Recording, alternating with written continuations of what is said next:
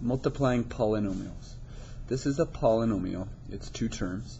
This is a monomial. So you're multiplying a monomial by a polynomial. This could also be called a binomial because there's two terms. Anyways, so we're going to multiply this times this whole thing. And what you do is you basically do something called distributive property. This particular one. So you're going to distribute, multiply this times this. So it's going to look something like this.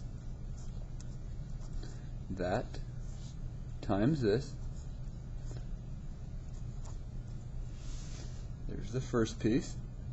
And then you're also going to multiply this times this.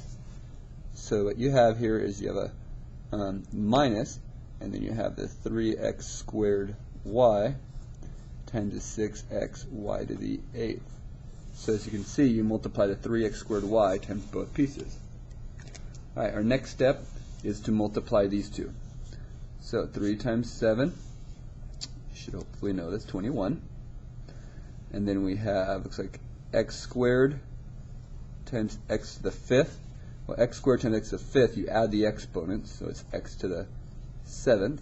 And lastly, y times y to the 3rd, that's the first power, so y to the 1st times y to the 3rd is y to the 4th. So you add those. Next, put the minus, and you got 3 times 6. So 3 times 6 looks like it's going to be 18. And then you got an x squared times just simply x, which is x to the 1st. So 2 plus 1 is x to the 3rd. And then you got y times y to the 8th. So y to the 1st times y to the 8th. So 1 plus 8 is 9. So y to the 9th.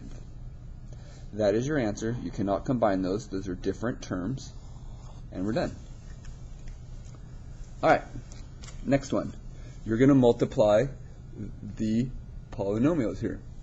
So we're going to multiply this 3x times each piece here. It's distributive property again. So you're going to multiply these two. And you get 3x times this. So you get 3 times 5. Looks like it's going to be 15. And x times x squared. Looks like it's going to be x to the 3rd. And you got 3x times negative 6x. So 3 times negative 6 is going to be negative 18. And x times x is x squared. And lastly, you have 3x times negative 1. So 3x times negative 1 is simply going to be negative 3x.